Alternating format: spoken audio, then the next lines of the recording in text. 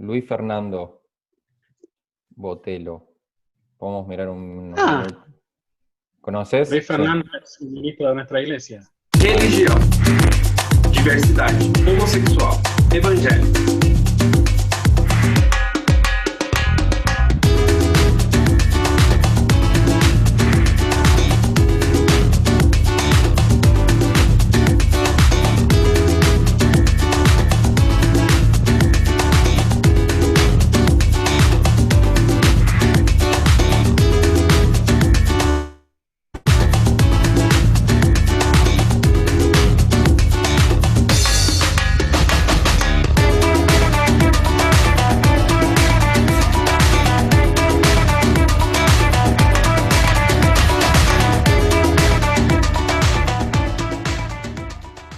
Chorei muito, orei muito. Eu ungi porta, ungi computador, ungi quarto. Eu fiz jejum, eu tinha 14 anos, eu fiquei 2 semanas sem comer. E eu falei que eu só ia comer quando Jesus me curasse. E eu orava para Jesus me curar de algo que eu sequer dava um nome. Se você perguntar para mim, Bob, na adolescência você se reconhecia como gay? A resposta vai ser não. Mas não porque eu não reconhecia os meus desejos, mas sim porque eu não tinha coragem de dar esse nome, de nominar isso dessa forma.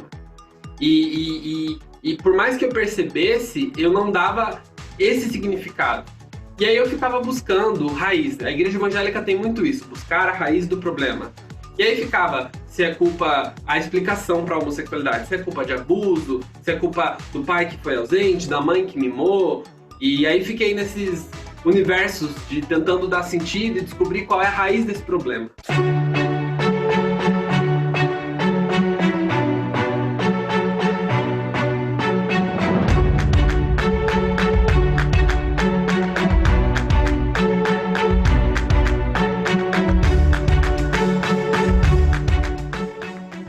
Mais tarde, quando eu passo pelo meu processo de me reconhecer como homossexual, eu tenho que fazer escolhas.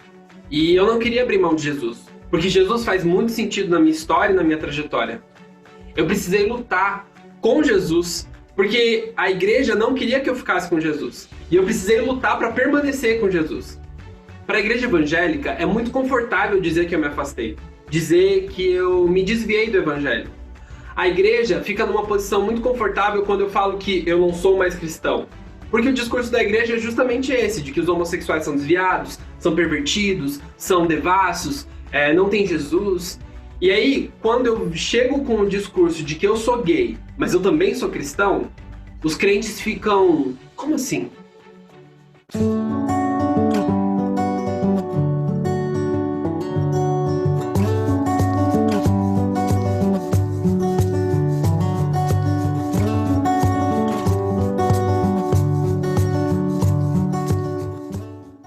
E aí eu tive que fazer escolhas. Ou eu escolhi a minha vida, ou eu escolhi o rigor do texto bíblico.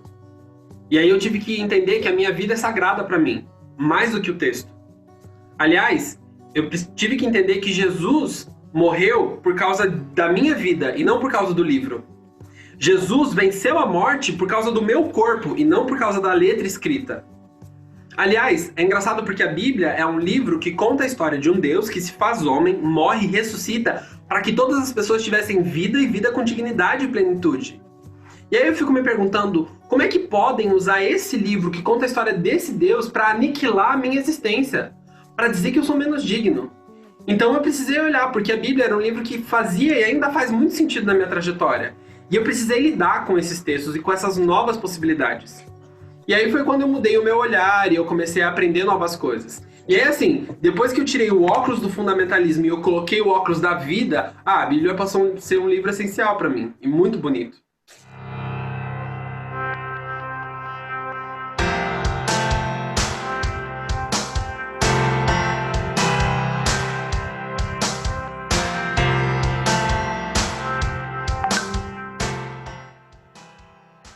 João, capítulo 1. No princípio era aquele que é a palavra.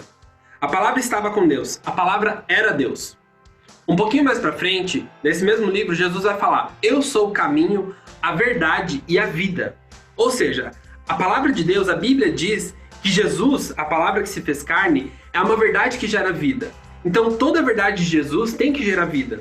E aí, quando usam a Bíblia como instrumento para gerar morte, para aniquilar minha existência, para gerar depressão, tentativa de suicídio, ansiedade, crise de pânico, as pessoas não estão fazendo palavra de Deus com isso, não estão exercendo a palavra de Deus, porque a palavra de Deus gera vida. Jesus veio para que eu tivesse vida. Então, eu me sinto afirmado por Jesus na minha existência.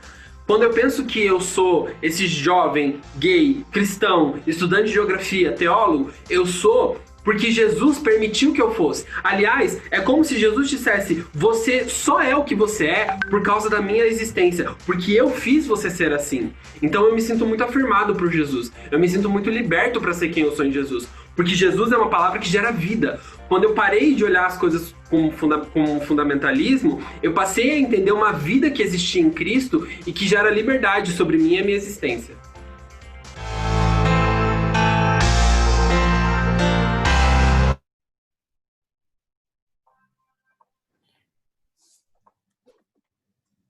Bueno, ahí teníamos estos videos de sentido que, como dijimos la vez pasada, están muy buenos ahí en la página de Facebook y en la página web están. Y bueno, dar la bienvenida nomás y ahora recordar que este curso Fe en la Resistencia es auspiciado, apoyado por Los Dioses Están Locos, Henry, Obsur, y especialmente agradecer también a las agencias que nos vienen acompañando, Pan para el Mundo, Adveniat y Fondo de Apoyo al Protestantismo, y especialmente, con mucho más especial agradecimiento, a los panelistas de esta noche, tarde, dependiendo del lugar de América Latina donde estén. Así que bueno, Martín, Andrea, les dejo la palabra, yo me voy para el backstage.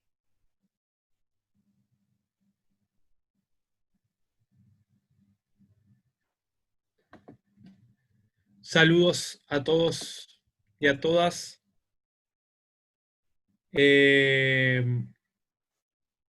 Dayana decía que necesitaba un poco de ayuda con su cámara, que le habilitaran su cámara y su micrófono.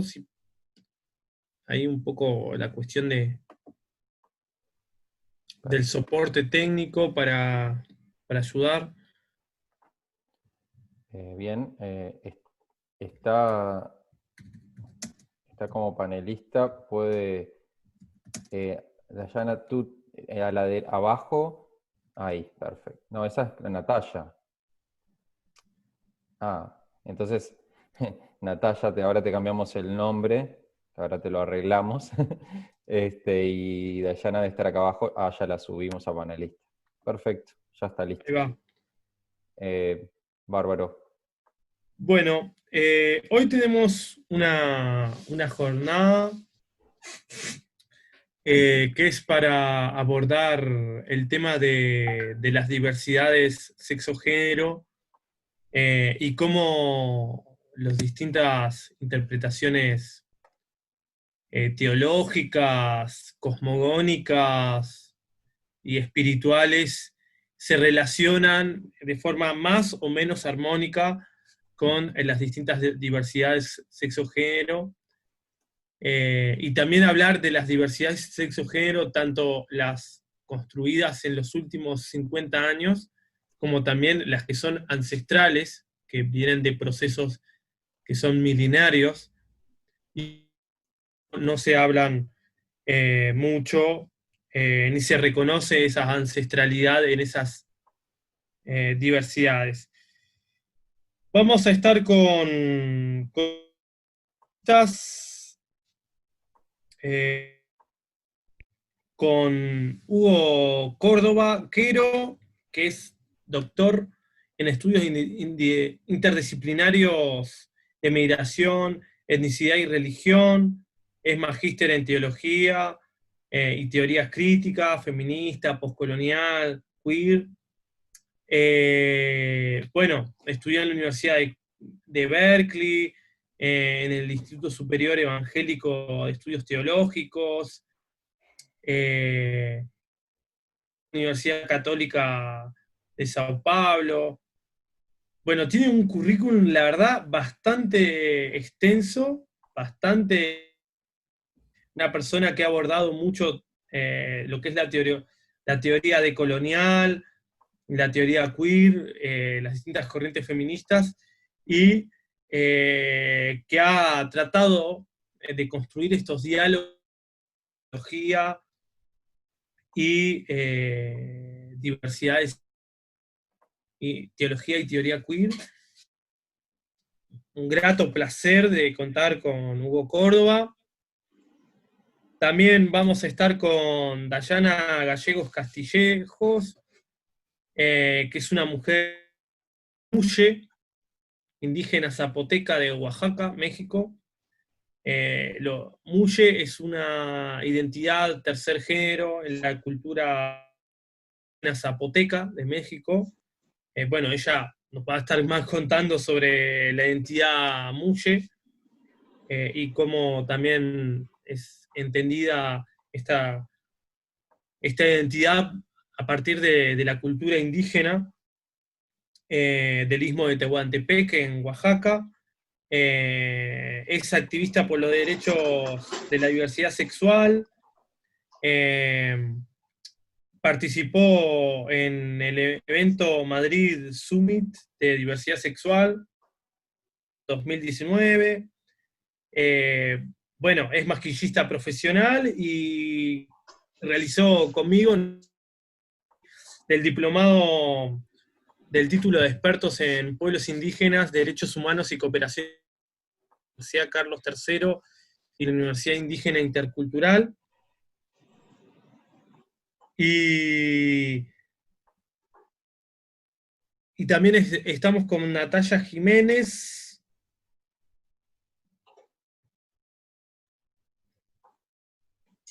Natalia Jiménez, que estoy buscando para presentarla bien.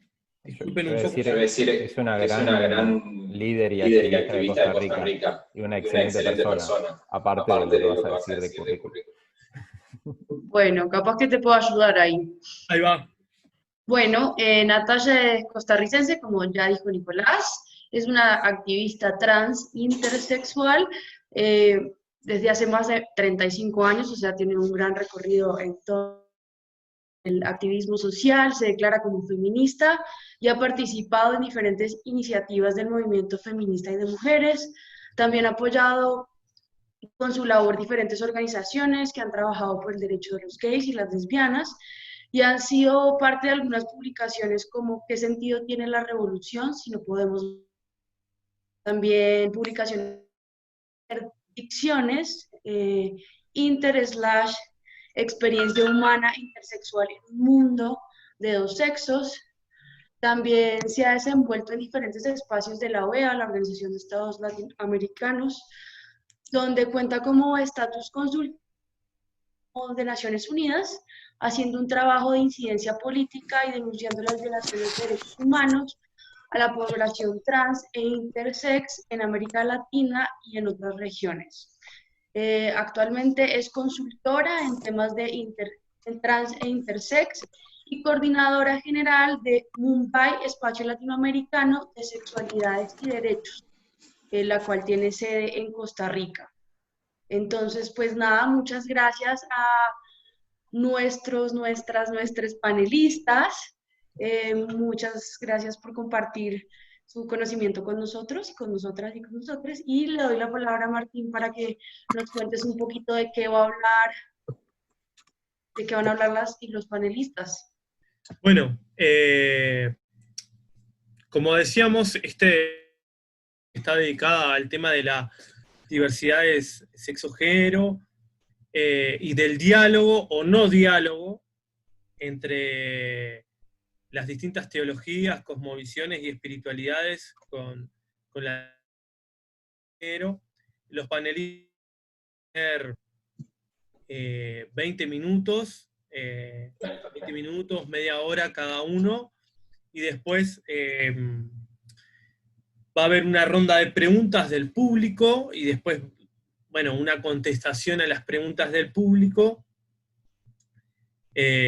Así que nos dejaremos interpelar por nuestros panelistas. Así que estaría hablando después de Dayana y terminaría Natalia, una ronda del público y después la contestación a las preguntas del público. Así que bueno, invitar ahí a Hugo a que nos comente sobre investigaciones. No sé si se escucha bien. Hola, buenas tardes a todas y a todos. Es un placer para mí estar acá en esta clase, conocerles y compartir algunas de las reflexiones y algunos de los caminos andados que estamos haciendo en distintas partes de América Latina y del mundo. Y mi presentación básicamente se va a centrar en el cristianismo, porque creo que nuestras otras dos panelistas van a expandir la visión sobre distintas miradas, entonces quería realmente ser muy conciso en esto. No sé si están viendo el PowerPoint. ¿Pueden Bien. chequear que se ve? ¿Sí?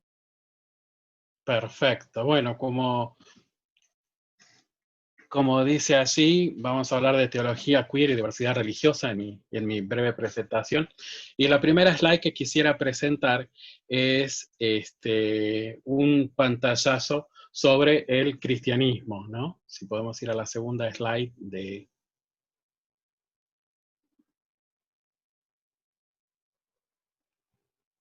La segunda slide ¿Pasó? Sí. muestra las ramas del cristianismo. ¿Por qué quisiera comenzar con las ramas del cristianismo?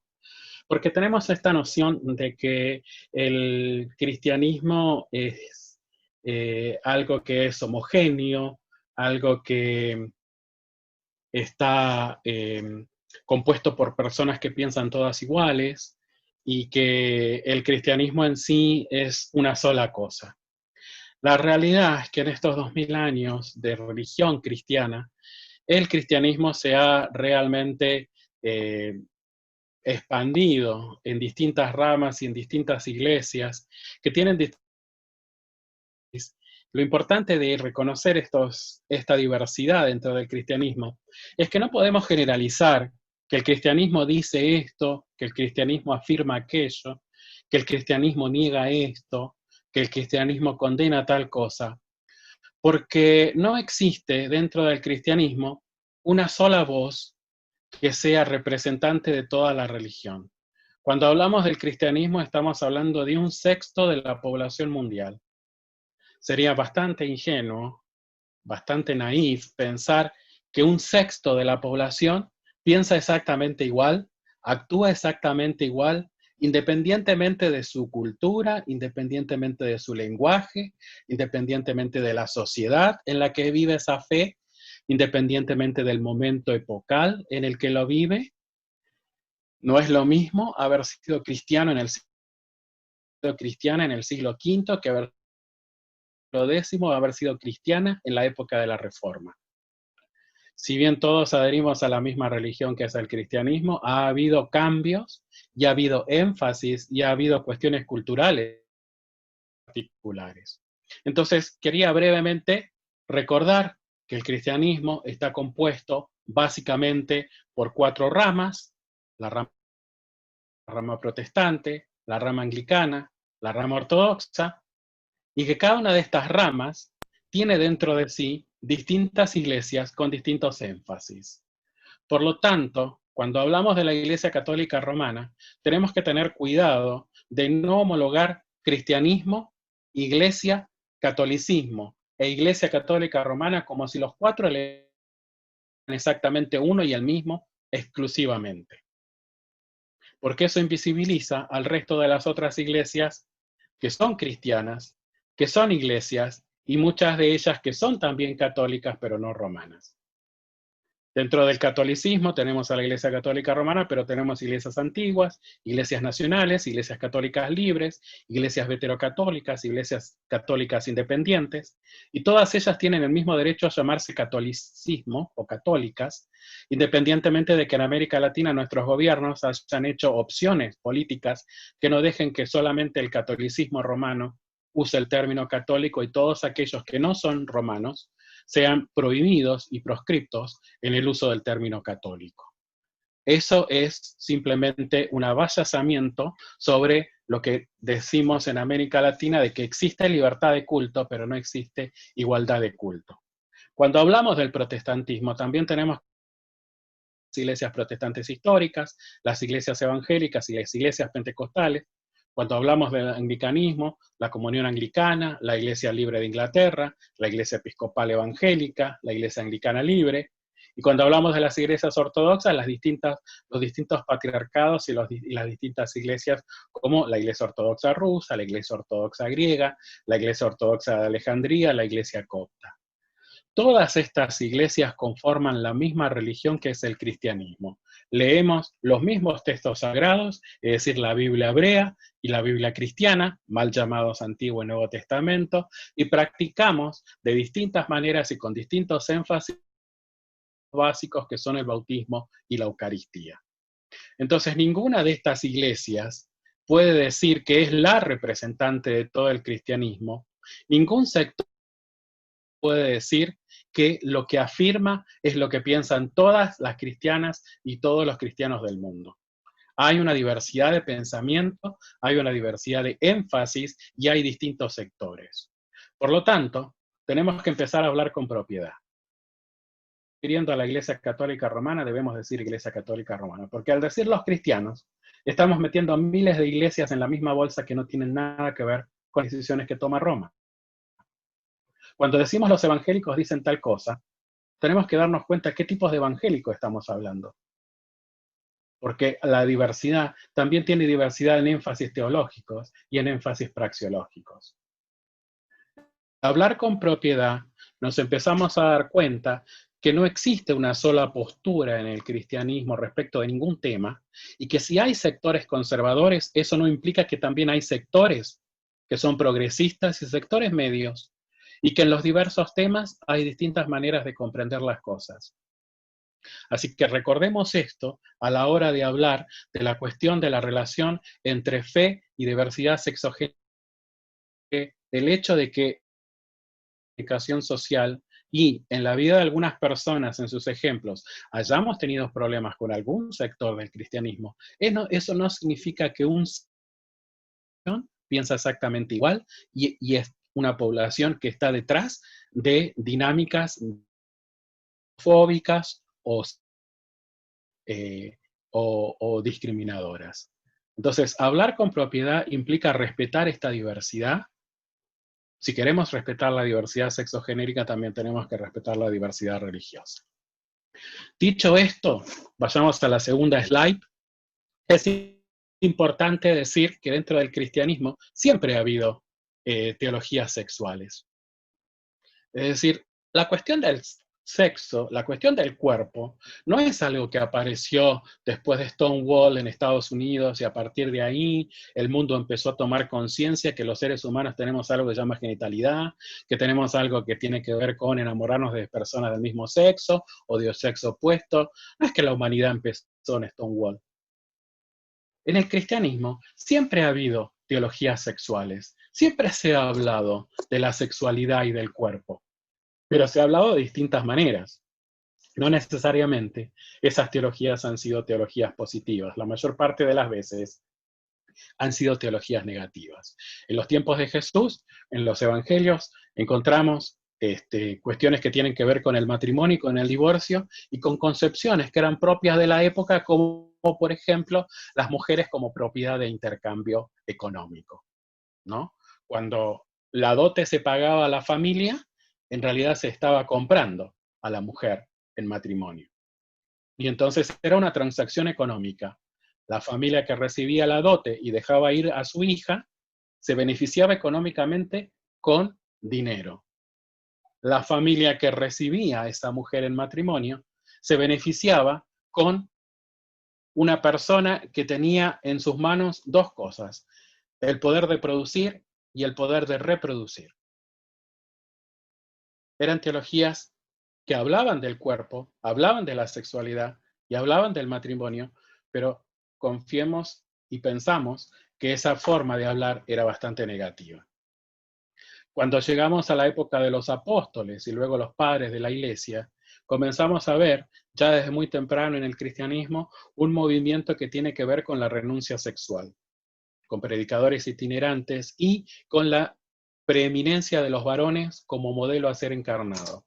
Por ejemplo, cuando hablamos de el martirio de Felicitas y Perpetua, que fueron dos mártires en el norte de Europa que fueron condenadas al martirio, asesinadas en el circo romano. Un día antes de ese asesinato, una de ellas tiene una visión en la que se transforma en un gladiador, en un guerrero en el circo romano, en un varón. Porque la visión era que las mujeres en el mundo romano, como en el mundo griego, eran varones a mitad de camino. Entonces esa visión de la renuncia sexual más la virilización hacían de la cuestión sexual algo negativo. Y también tenemos el cristianismo gnóstico, que veía el cuerpo y lo corporal como algo negativo, y por lo tanto incluso la procreación era algo que debía pararse para poder liberar el alma del cuerpo que era esa prisión. Evidentemente, en los orígenes del cristianismo, todas estas filosofías hicieron mella en la manera en que muchas cristianas y muchos cristianos entendieron la fe. Si vamos a la siguiente slide, quisiera leerles una cita de Bernadette Broughton, que es una de las académicas que ha trabajado muy profundamente el amor entre mujeres en el cristianismo, sobre todo en los conventos, y tiene una frase muy interesante sobre Agustín que dice que Agustín nos lleva a una nueva etapa en el pensamiento cristiano primitivo sobre lo erótico. Agustín introduce una nota de profunda tristeza en la discusión al afirmar que el pecado original se transmite a un niño en el momento de la concepción. Incluso un acto sexual procreativo natural entre una esposa subordinada y un esposo que gobierna sobre ella está profundamente perturbado y caracterizado por el pecado, ya que los humanos no pueden someter totalmente sus impulsos sexuales a su voluntad. Al afirmar que el pecado impregna incluso un acto sexual natural dentro de los límites legales del matrimonio, Agustín elimina sutilmente los actos sexuales antinaturales, aún más afuera del ámbito de la santidad. Y acá empezamos a tener un precedente que luego en la Edad Media va a calar muy hondo, que es la cuestión de la procreación y la prohibición de relaciones que no son procreativas. Recordemos, por ejemplo, esto que siempre se nos dice a las personas de la diversidad sexogenérica sobre el tema de la sodomía. Recordemos que en la iglesia cristiana, en general, hasta el siglo XI, la palabra sodomía no implicaba la relación entre dos varones, la relación sexual entre dos varones. La lectura de Génesis 19, pensando que es el castigo de Dios sobre una ciudad en la que los varones tenían relaciones con otros varones, es algo que surge recién en el siglo XI, con un teólogo que se llama Pedro Damián, con un libro que escribe que se llama Liber Gomurrianos, donde por primera vez introduce esa interpretación. Hasta ese momento, las personas de la diversidad sexogenérica no eran perseguidas en el cristianismo. No solo eso, que no eran perseguidas, sino que los primeros casamientos que se hicieron dentro del cristianismo no se hicieron entre varones y mujeres, porque varones y mujeres comenzaron a casarse en la iglesia cristiana por un rito cristiano a partir del siglo XIV, sino que los primeros que comenzaron a casarse en la iglesia, en un rito cristiano, fueron los varones. Dos varones unidos en una ceremonia que se llamaba adelphopoiesis a partir del siglo VI. Entonces, cuando hablamos hoy en día de matrimonio de personas del mismo sexo dentro del cristianismo, creo que las personas del mismo sexo tenemos mucho más derecho por una cuestión histórica que los heterosexuales a casarse. Lo que pasa es que el poder cis heteropatriarcal dejó como huella el ocultar, el perseguir y finalmente proscribir cualquier otro matrimonio que no fuera entre un varón y una mujer dentro del cristianismo. La palabra sodomía hasta el siglo XI implicaba cualquier relación que no era procreativa. Por lo tanto, una mujer casada con un varón, esta mujer practicándole sexo oral a su esposo, también cometía sodomía, porque estaba haciendo un acto sexual que no era procreativo.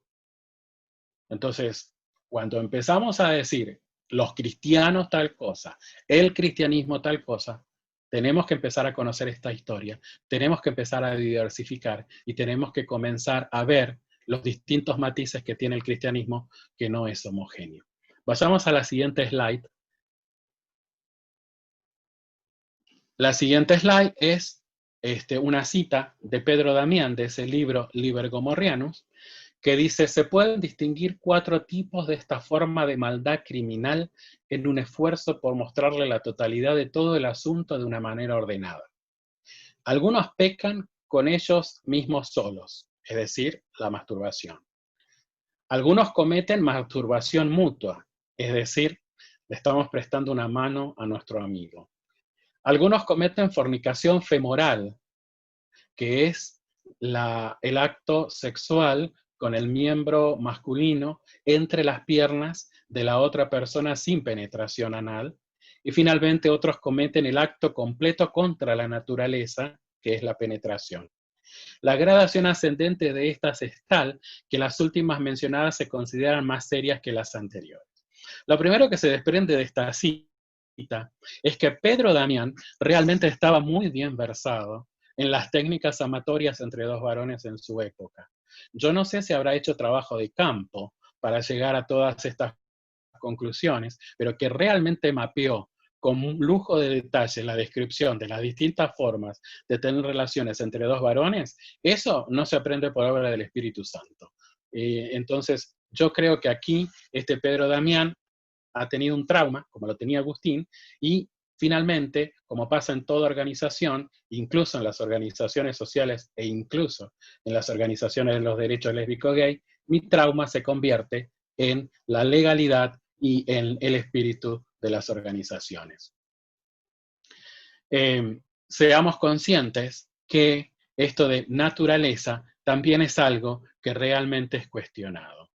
El término naturaleza proviene de una concepción particular, que es la concepción del Imperio Romano, a la que se corresponden distintos órdenes que hay que completar, y que en el cristianismo fue apoyado por Pablo a contrapelo de otros apóstoles y apóstolas que no estaban de acuerdo con la concepción romana.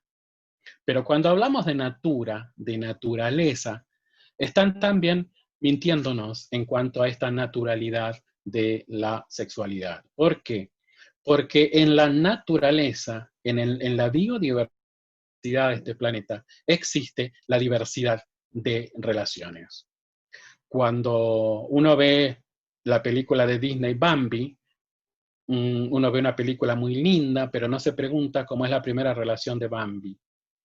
Bambi, como todos los Bambis, como todos los ciervos, su primera relación nunca es con una ciervita, sino con otro ciervo masculino, una interpenetración mutua, y finalmente van a tener penetración con una cierva cuando van a procrear. Cuando vemos la película de Flipper, el delfín, o vemos delfines muy bonitos en esas películas de Hollywood, que los delfines saltan y saltan y saltan, no nos ponemos a pensar que los delfines, machos de a 2, se hacen una amistad de por vida, que surcan los mares solamente procreando con las hembras en la época de procreación, esperando que nazca esa cría para luego seguir su viaje como una pareja del mismo sexo después de haber procreado con una hembra. Lo mismo sucede con gaviotas, lo mismo sucede con pingüinos, y lo mismo sucede con más de 500 especies documentadas por los biólogos de relaciones del mismo sexo en el mundo natural. Cuando hablamos de contranatura y natura, no estamos hablando de un orden biológico, de un orden lógico, de un orden dado en la biodiversidad de este planeta, sino que estamos hablando de una concepción filosófica y de una concepción del mundo muy particular, que es la romana, y que se traspasó al cristianismo por una cuestión imperial. No estamos hablando de un determinismo divino que hace que las personas se desvíen de cierta norma. La diversidad de relaciones entre los seres de este planeta es eso, diversa. La siguiente slide, llegamos a la Reforma, y en la Reforma tenemos algunos pequeños cambios, ¿no? Por Perdón, ejemplo, Martín... Hugo, Sí, perdón, te molesto. Ya vamos terminando. Te doy 5 minutitos más. perfecto. Perdón, Bueno, te corto sí, así. sí, gracias. La Reforma de Martín Lutero introdujo el matrimonio en el clero, y tenemos a Juan Calvino que dice que el matrimonio es el control del deseo desordenado. Todas estas teologías negativas comienzan a ser contrarrestadas en el siglo XX. Y comenzamos con lo que llamamos teologías sexuales positivas, la década de 1950. Vamos a la siguiente slide, por favor. En la década de 1950 tenemos teologías homosexuales. Luego, en la década de 1970 tenemos teologías gay o LGBT. Luego, en la década del 90 tenemos las teologías queer. Y a partir de los 2000, del año 2000, tenemos teologías queer étnicas regionales y teologías queer y religiones globales.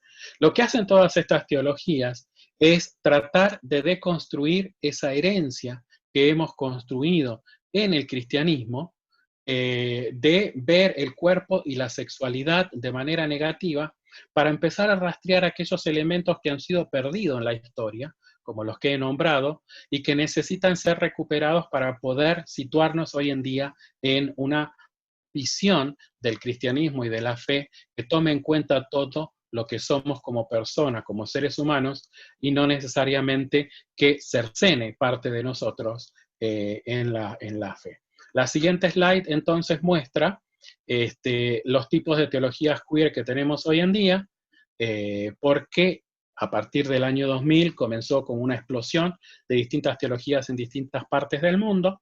Las teologías están en Asia, en África, en América Latina, en el norte global.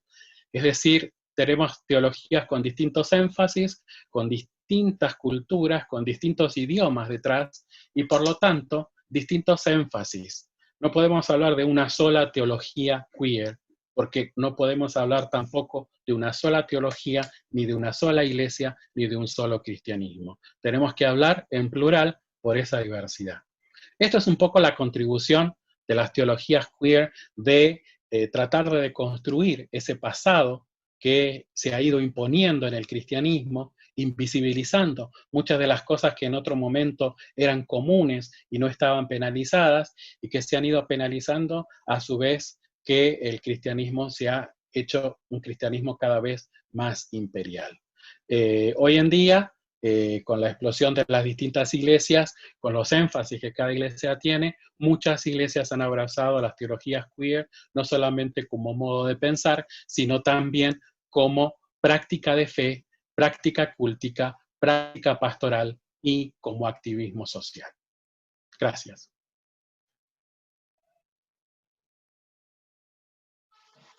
Bueno, muchas gracias, Hugo, por tu intervención. La verdad, no sé, había un montón de cosas que no sabía. Me parece muy interesante lo que hablas del absolutismo, de cómo desviarnos de tener esa perspectiva absolutista que al final, finalmente lo que hace es invisibilizar a las otras, a los otros y a los demás, ¿no? Entonces, muy buena esa intervención, y también partiendo de con lo que cerraste, ¿no? Del cristianismo imperial, como desde el sur-sur y desde ser mujer, desde ser mujer diversa, desde ser hombre diverso, tenemos que construir, digamos, esta estructura imperial y empezar a tener unas aproximaciones al texto bíblico más incluyentes y diversas, ¿no? Entonces, súper buena esa intervención. Y le damos la palabra a Yana. No sé, Martín, si quieres agregar algo más.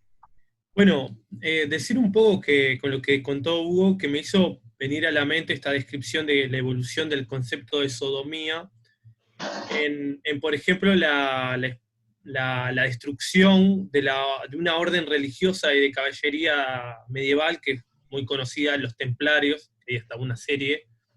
Y por ejemplo, uno de los argumentos de por qué expulsarlos de la iglesia y purgar, hicieron una purga muy grande, los destruyeron, es el tema de la acusación de sodomía, de prácticas de sodomía. Entonces me parece también muy interesante cómo también, y más con el caso de los templarios, cómo la acusación de la sodomía en realidad era para justificar una purga política, ¿no? Y también entenderlo como de ese lado, también determinadas persecuciones y de acusaciones sobre prácticas sexuales, ¿no? Y bueno, eso es una reflexión que me hago a mí mismo con respecto a lo que dice Hugo. Y ahora, y también con respecto a lo que dice, cierra su ponencia Hugo, da totalmente puntapié a la siguiente exposición, que es la de Dayana, ¿no? Esta cuestión que habla de las teologías queer regionales y cómo se van las distintas interpretaciones étnicas, ¿no? Y ahí, bueno, traer un caso bien concreto de un tercer género ancestral, milenario, en nuestra Abya Yala, en nuestra América Latina, que es el muye de la cultura zapoteca de México. Y bueno, bueno, Dayana nos estará contando un poco cómo es la construcción de esta identidad, su devenir, y también el activismo por los derechos, tanto de la diversidad sexual como por los derechos como pueblo indígena. Pongo tu PPT. Muchas gracias, Martín. ¿Sí se escucha bien? Sí, sí. Ok. Sí. 20 minutos, Dayana. Okay. Si me habilitan el PPT, así subo lo de Dayana. Ahora. Para las y los participantes que están preguntando si la presentación de PowerPoint o las presentaciones se suben a la web, sí, las vamos a subir. Entonces, Martín, ya tú avisas cuando puedas compartir. Ahí va. Ok.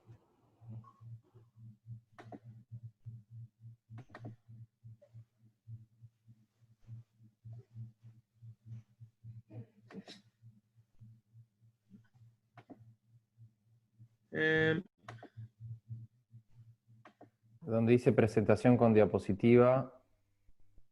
O F5. Ahí, desde el inicio a la izquierda. El de izquierda. Botón de izquierda. Presentación. Ahí donde está presentación con diapositiva y ahí.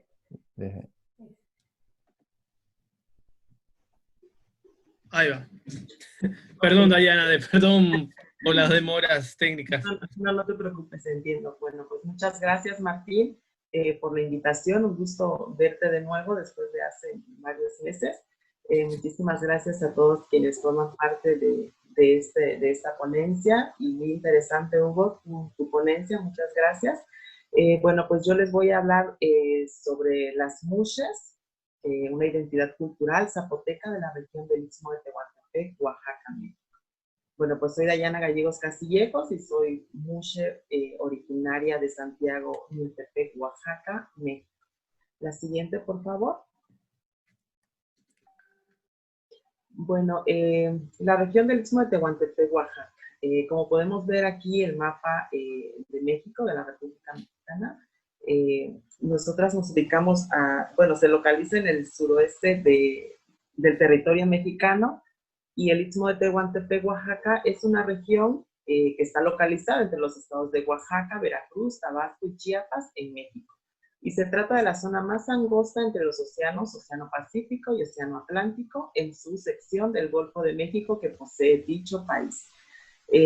Aquí el estado de Oaxaca, de donde yo soy, tiene 8 regiones, en el cual la región del Istmo de Tehuantepec, Oaxaca, es a la cual pertenezco y pertenecemos este tercer género que somos las muxes. La siguiente, por favor. Bueno, pero ¿qué es una muxe? Las muxes se considera el tercer género de México, aunque en todo México pues no se sabe que existimos.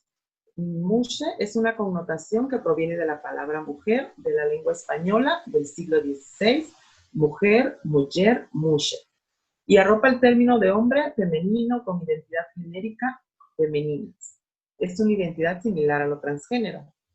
Es importante anotar que cuando se habla del término transgénero se refiere a personas que gozan de una biología macho o hembra y que viven su identidad de género opuesto a su sexo biológico. Esto se puede presentar tanto mushes como las yu. Las yu se refiere a las lesbianas en el término zapoteco. Aunque nosotras como mushes biológicamente nacemos masculinos, y jugamos roles femeninos en nuestra comunidad, en nuestra sociedad, y que algunas no se identifican como mujer o como hombre, y algunas se identifican nada más como mujer, y no quiere decir que todas las mujeres vivan con esa identidad femenina, como vivo yo.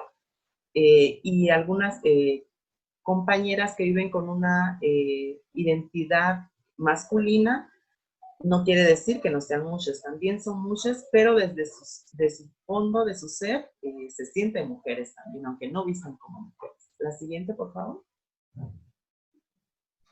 Pero ¿por qué hablar de esta identidad indígena?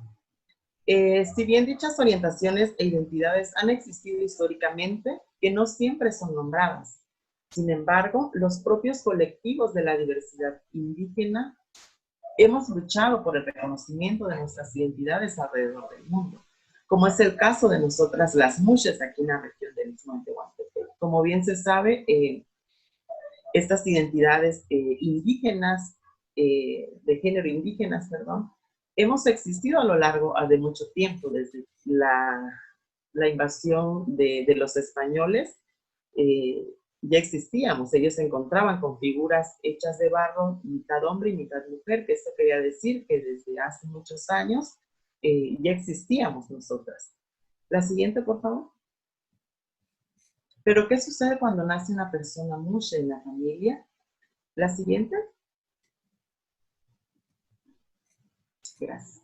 Cuando los padres tienen más de un hijo y entre ellos se encuentra una persona mushe, es una alegría, ya que con base en sus costumbres es quien estará para cuidar en todo el proceso de la adultez y la vejez de los padres.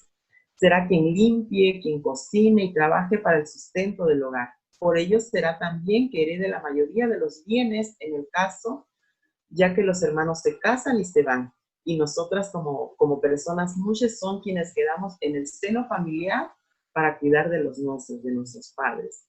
Y como bien dice, nosotras las mushes nos consideramos muy trabajadoras, las que llevamos el sustento para el hogar, las que cocinamos, las que estamos, pero más sin embargo, muchas de nosotras hemos aspirado a muchos cargos que más adelante les vamos a ver. La siguiente, por favor. Gracias. Bueno, las mushes y sus oficios.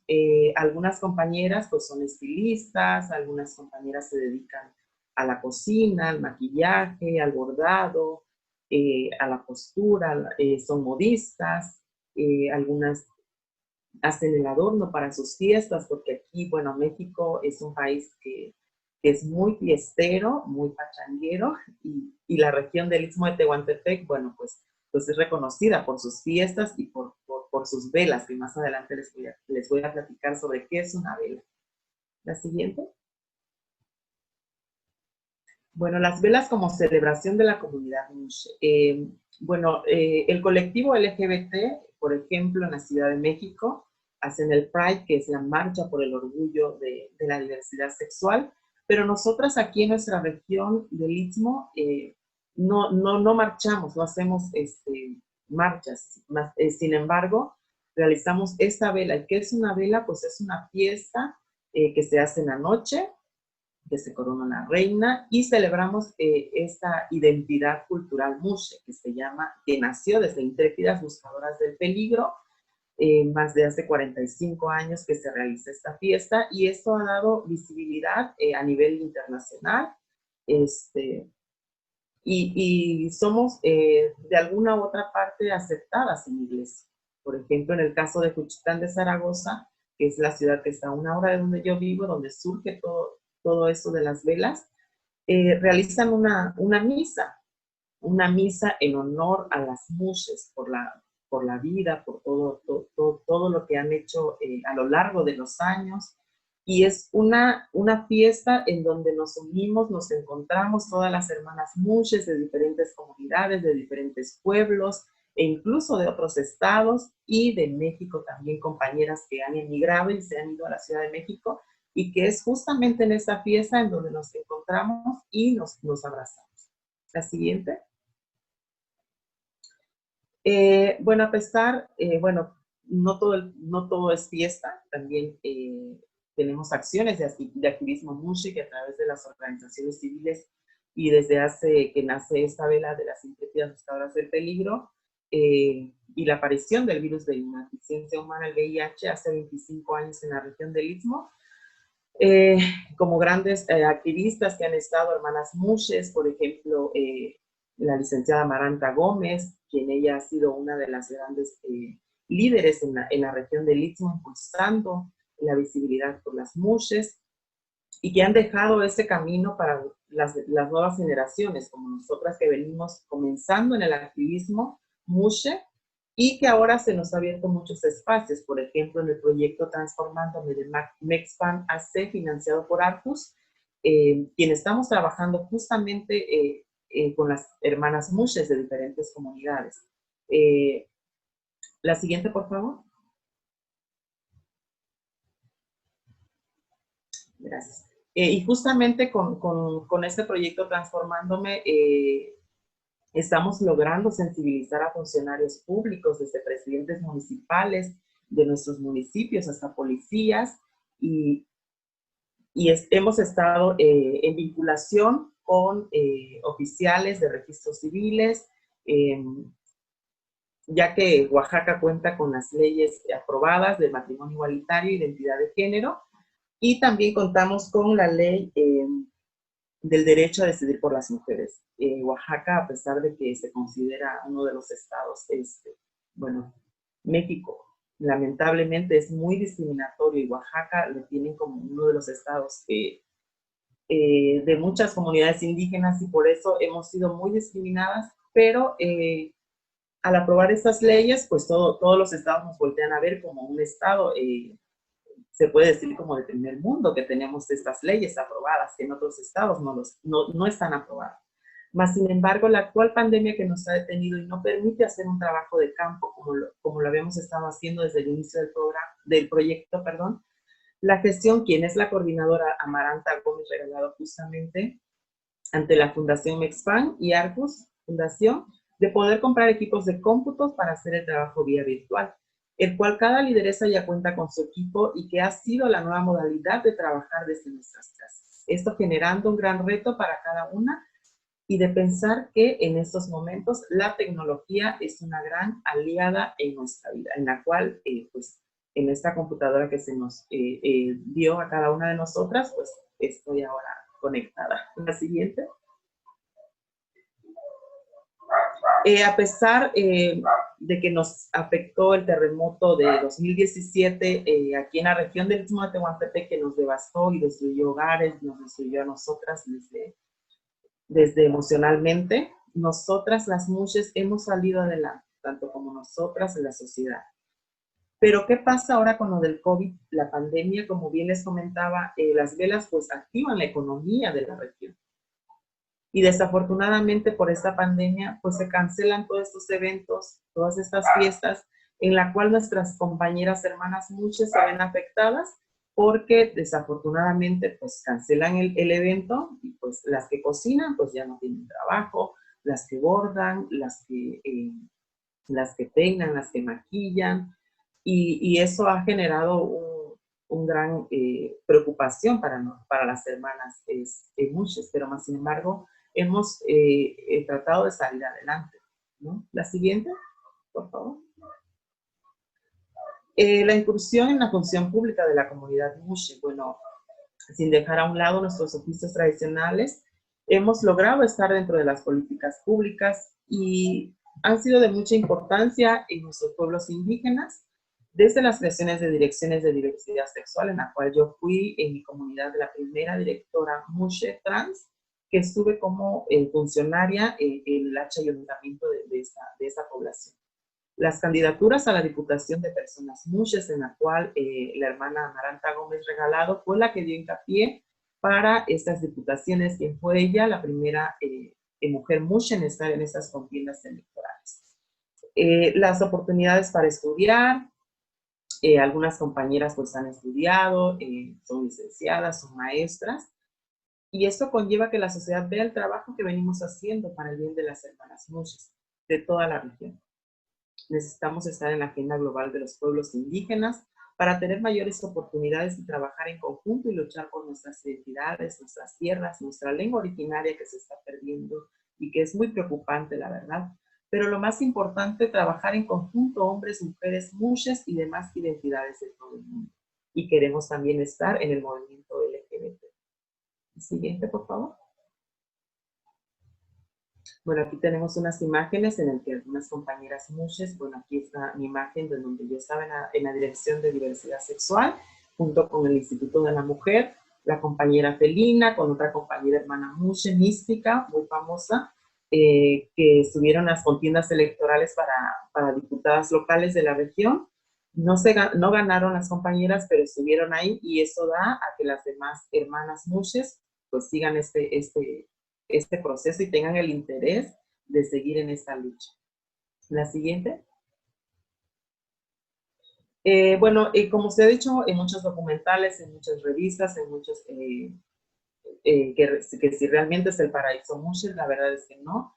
Aunque se dice que la región del Istmo de Tehuantepec es el paraíso muxe, la realidad apunta a lo contrario, pues lamentablemente es una región donde prevalece la discriminación, la violencia, los asesinatos, así como la falta de aceptación de muchas personas muxes por parte de sus familias, lo que las lleva a emigrar hacia otras ciudades.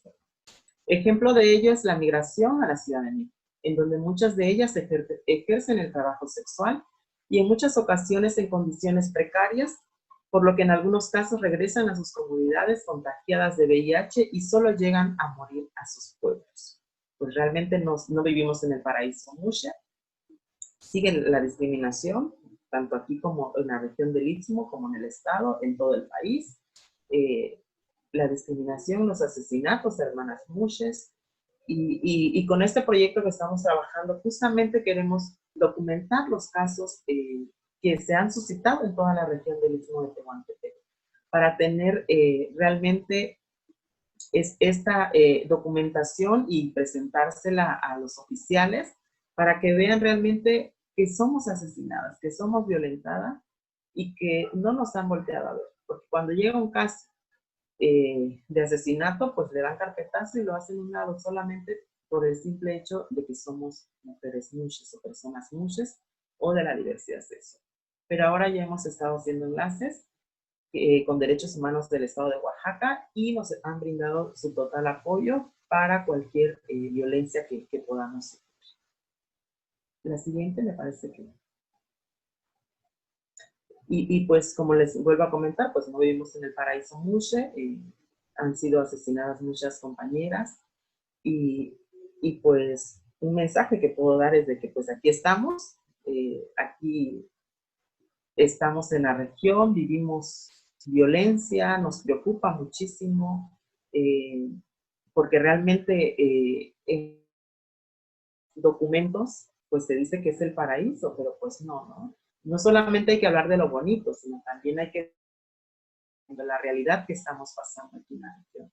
Y bueno, pues esto sería mi presentación. Yo quisiera abordar mucho más, pero yo creo que el tiempo no nos permite. Pero muchísimas gracias de nuevo por la invitación y espero que haya estado claro. Gracias. Bueno, tienes igual unos 4 minutos más si quieres profundizar en algo más.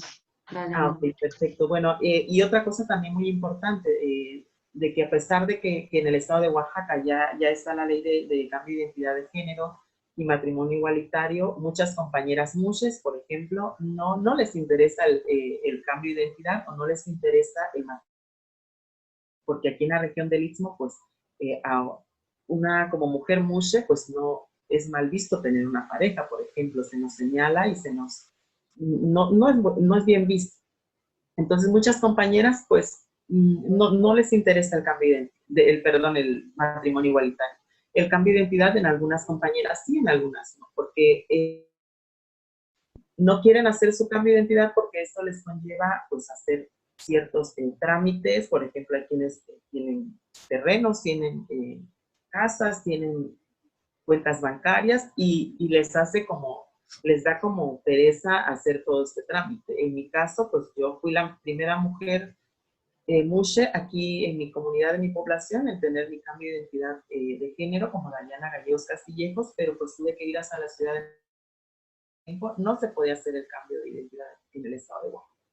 Más sin embargo, algunas compañeras sí lo han hecho por este hecho de que hemos sido discriminadas en algunos espacios, solamente por tener otro nombre en tu INE, en tu credencial, y eso nos lleva a ser discriminadas. Por eso fue mi decisión personal hacer mi cambio de identidad para evitar ese tipo de incomodidades. Entonces, ahora me siento más cómoda con mi identidad de género, y pues seguimos impulsando a las demás compañeras que quieran hacemos el acompañamiento al estado de Oaxaca.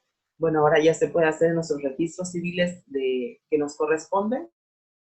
Ese es el trabajo que hemos estado realizando en la comunidad. Muchas gracias.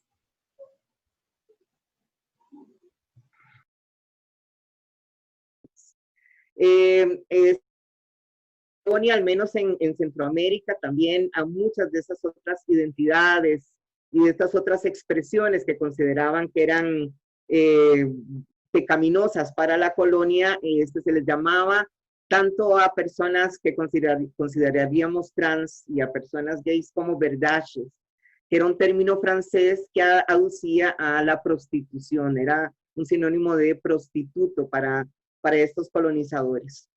Y es así como se empieza a ver todas estas identidades, todas estas expresiones de género como un pecado, como un delito y como una enfermedad. Y hasta la actualidad se sigue viendo así. Costa Rica, para pasar a mi país, ha sido un país que por lo menos en las dos últimas administraciones temas de los derechos humanos de las poblaciones LGBTIQ+. En las dos últimas administraciones se han ganado derechos como se permita la hormonización trans, en que las personas trans migran a un documento de identidad, lo que llaman el DIMEX, que respetes el nombre elegido, el que las parejas del mismo sexo ya puedan acceder al civil igualitario, y así como muchos otros derechos. Estos derechos ganados, y que las personas trans en Costa Rica puedan acceder a un documento de identidad, lo que llamamos acá una cédula de identidad, donde puedan cambiar el nombre, en el nombre con el que se sienten más cómodos y cómodas, el nombre que han elegido. Y esto es gracias a que en la administración pasada, la vicepresidenta Nelena Chacón hace una consulta a la Corte Interamericana de Derechos Humanos sobre el derecho a las parejas del mismo sexo para acceder al matrimonio civil igualitario y sobre el derecho a las personas trans para poder y sexo en sus documentos de identidad, sexo registral me refiero. La vicepresidenta se basa en proyectos que en la Asamblea Legislativa con respecto a la garantía de los derechos de las parejas del mismo sexo, y un único proyecto que presenta precisamente MULAVI, que es la organización que yo represento,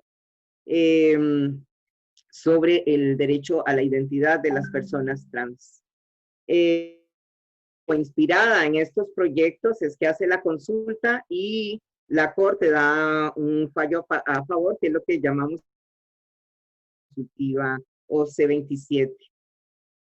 Y por eso es que ya a partir de este año, por ejemplo, las parejas del mismo sexo pueden acceder al matrimonio, y las personas que ya desde el año pasado pueden acceder a cambiar su nombre, no su sexo todavía registral, y eso es algo que nos debe todavía al registro civil costarricense.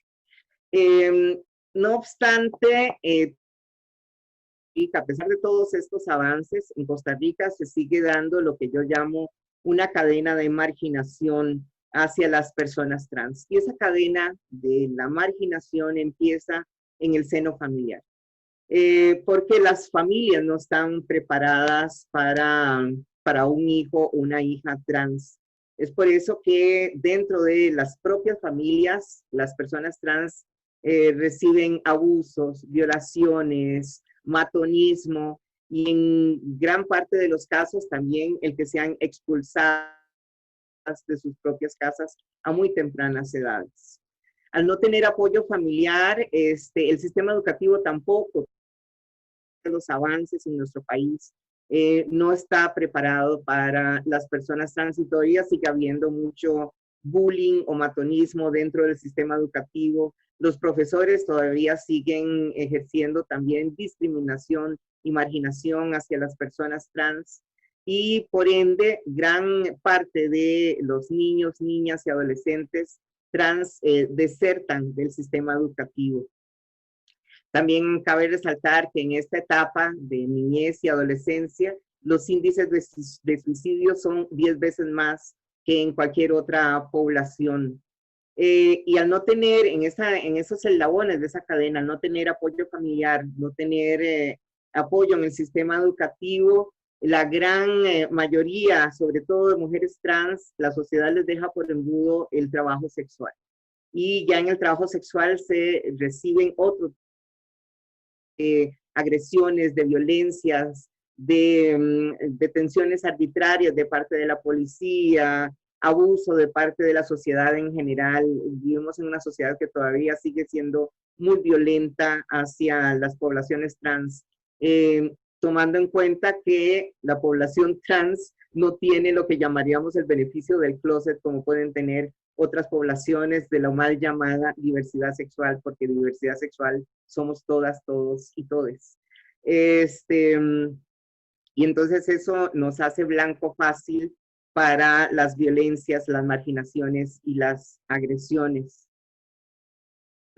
Todavía se siguen, a pesar de los avances que hay en Costa Rica, que se podría considerar casi que un oasis en cuanto a derechos humanos, eso no es del todo cierto. Todavía, como les decía, a pesar de que las personas trans en Costa Rica pueden acceder al cambio del nombre, pero no del sexo, eso todavía genera mucha marginación en la sociedad en general trans, y de ahí se derivan muchos otros derechos que también son negados para estas poblaciones, como el derecho a la salud, el derecho a la educación, el derecho incluso a la participación política, y lo vimos en las elecciones pasadas, donde se inscribe un partido político donde la mayoría de los integrantes eran parte de la población LGBTIQ+. Una de ellas es una persona trans, de las que se inscriben en el partido, pero en Costa Rica tenemos un sistema de paridad sexogenérica, y al ser todavía, aunque ya haya cambiado su nombre, al ser todavía considerada varón por el sexo que aparece en su documento de identidad, entonces no puede participar en este partido político. Y otro derechos, también otro de los derechos que también se les es negado a estas poblaciones es el derecho a ejercer la espiritualidad, que es el tema que nos trae precisamente hoy acá. El hecho de que las personas trans todavía se les niega, no solo en las iglesias protestantes, sino también de corte católico, se les niega esa sexualidad, porque todavía se siguen considerando cosas, todas sus identidades, sus expresiones de género. Y incluso hasta el ingreso a algunas iglesias les es vedado para muchas de esas personas.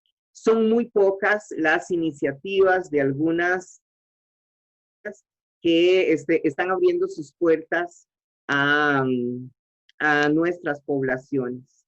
Por ejemplo, acá en Costa Rica, solo algunos sectores de la iglesia anglicana y la iglesia luterana costarricense son los únicos espacios que son un poco más seguros y que tienen espacios inclusivos para las poblaciones LGBTI. De hecho, en Costa Rica este año se ordena la primera pastora trans, una de las pocas en toda Latinoamérica, no quiero decir la única, pero sí de las pocas en toda Latinoamérica, que han conformado precisamente un espacio que se llama la Iglesia Inclusiva, para poder apoyar a nuestras poblaciones. Es por medio de la Iglesia Luterana Costarricense que durante más de 10 años precisamente organizamos desde Mulavi, la organización que yo coordino, un espacio que se llamaba Mundo Trans, que en su momento era el único espacio de apoyo para personas trans y sus parejas. Invitábamos en listas, acogíamos a personas, hombres y mujeres trans, e incluso hicimos varias actividades que eran muy sui generis en aquel entonces. Una de ellas era el salir del gueto, y así le denominábamos, porque a las personas trans, no sé si pasa en otros países, pero al menos en Costa Rica, les era vedado incluso el poder acceder a centros de socialización. Tan es así que en muchos bares y discotecas tenían rótulos a la entrada que decían expresamente y en palabras grandes, se le prohíbe la entrada a través. Que para la sociedad, todas las personas trans somos travestis. Entonces era la normativa, incluso en los el ingreso a las personas trans. Es así como en este espacio Mundo Trans, que era un espacio autogestionado, pero con el apoyo, sobre todo en el préstamo de las instalaciones luterana costarricense, que empezamos a hacer actividades que eran impensables para las personas trans, como ir a un día de campo a plena luz del día en un parque de San José, o ir al teatro. Muchas de las personas trans que asistían al grupo nunca habían ingresado a un teatro, a un cine, ir a sentarse en grupo a un restaurante, a tomarse un café, prácticamente vedadas, y empezamos a hacer este tipo de espacios.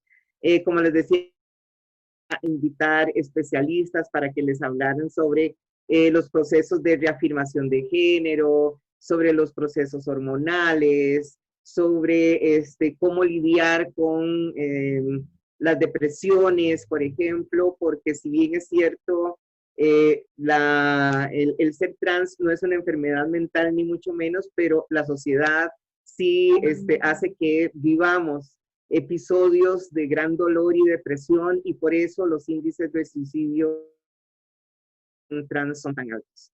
Tan es así que el indicador o el índice de vida de una persona trans en Costa Rica y en el resto de Centroamérica es entre 25 y 32 años. Es un índice bastante bajo y tiene que ver precisamente con índices de suicidio, en algunos países centroamericanos con el fenómeno de las maras, donde tienen como el rito de iniciación incluso el asesinar a una persona trans, las Fuerzas Armadas y los ejércitos en algunos países que también son transfóbicos y que también siguen ejerciendo esa fuerza. Les pongo de ejemplo el inicio de esta pandemia, donde el primer día que indican que hay un toque de queda en Guatemala,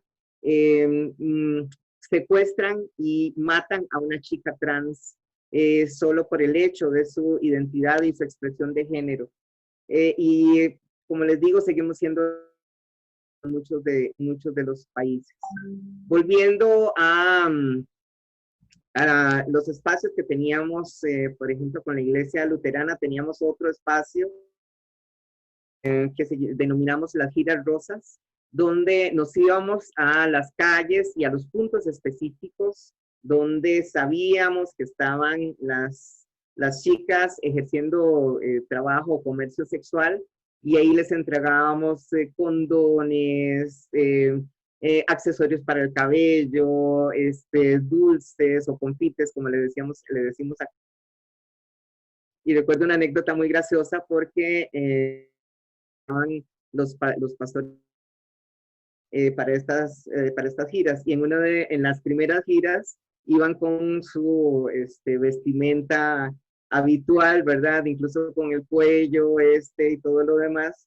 Y recuerdo que las primeras veces las chicas salían corriendo porque pensaban que las íbamos a evangelizar y casi que les íbamos a dar con la Biblia, ¿verdad? Para traerlas al buen camino, ¿verdad? Pero no sabían que les íbamos a... Entonces, las primeras veces sí tuvimos que construir un espacio seguro para ellas, que vieran que no íbamos en son de agredirlas, ni de evangelizarlas, ni de lavarles el cerebro, sino simplemente acompañarlas y hacerlas sentir bien en su espacio de trabajo. Es así como a través de esto se siguen dando los espacios y se siguen multiplicando los espacios dentro de la Iglesia Luterana Costarricense, al punto que está dedicado a entrenar a misioneros en temas de diversidad sexual, misioneros no solo de Costa Rica, sino los que vienen de intercambio, ya sea de Suecia, de Alemania, de Estados Unidos, porque ha sido una experiencia bastante innovadora la que ha tenido la Iglesia Luterana. De hecho, es de las pocas iglesias que se ha abierto a estas temáticas, y de las pocas iglesias luteranas que incluso se ha abierto, porque en otras latitudes no apertura. Esas experiencias, bueno, con la Iglesia Luterana tuvimos esta experiencia que podemos denominar una experiencia exitosa, una experiencia en la que generamos una gran alianza para tratar estos temas, y donde la población trans vio que la religión no era el enemigo, ¿verdad? Que eran algunos sectores los que tenían algunos pensamientos un poco más retrógrados, un poco más cerrados.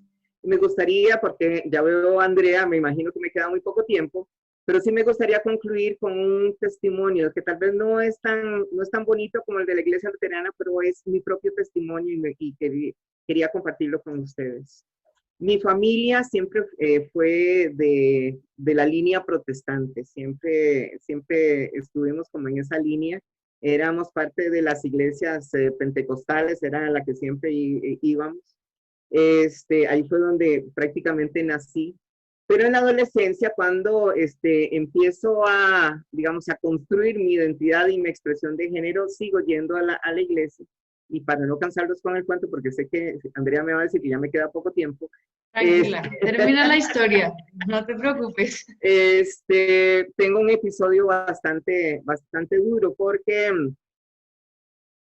van al Consejo de Mayores, a lo que denominaban el Consejo de Mayores, y me preguntan, ¿verdad? Toda esta ronda de señores mayores preguntan que a qué iba yo a la iglesia.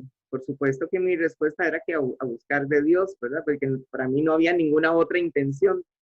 Y entonces eso pasa un lunes. El miércoles de esa misma semana me dicen que tengo que ir a que me revise el médico de la iglesia. Y el médico de la iglesia, más que revisarme, lo que hace es abusar de mí.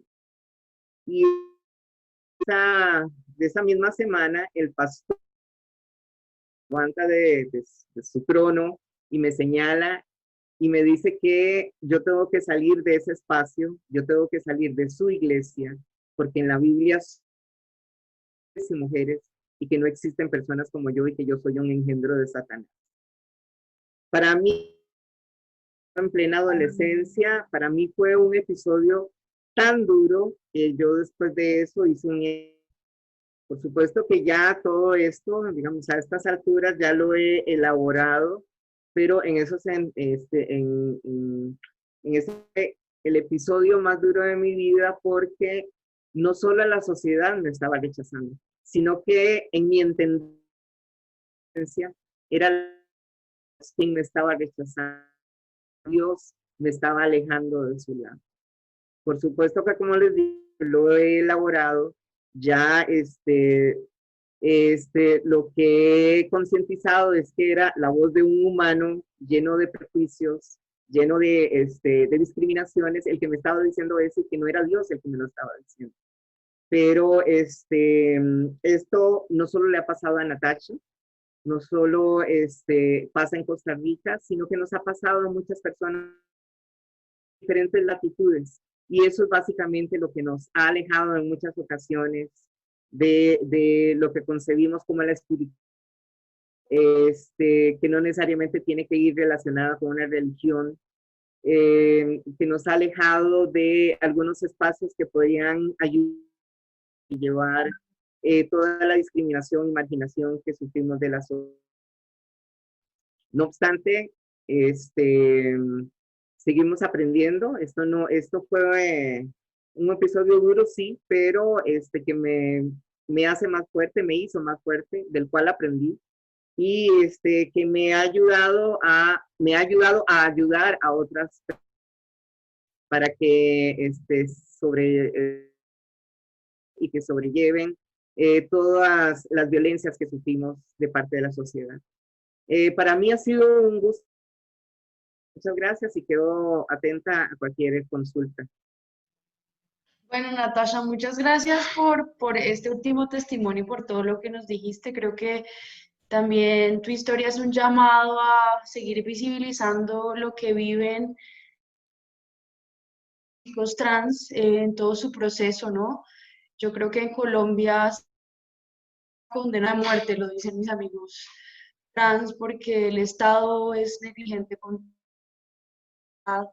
y donde uno buscaría esos espacios de amor, de solidaridad, de acompañamiento, ¿no? De caminar juntos y juntas y juntes nos excluyen, ¿no? Entonces, pues muchas gracias por compartir. Yo creo que pues yo tengo una profunda admiración por la comunidad trans personalmente, porque mis amigas y mis amigos trans han hecho un trabajo muy lindo en términos de construirnos, incluso a nosotras mismos desde un espacio privilegiado que tenemos otro punto de cómo entender el mundo, ¿no? Entonces, nada, seguir visibilizando esto porque necesitamos este tipo de discursos para seguir transformando. Entonces, muchas gracias y esperamos que a partir de estas conversaciones surjan espacios religiosos más inclusivos e incluyentes, seres libres y nada más, solo seres. Así mismo.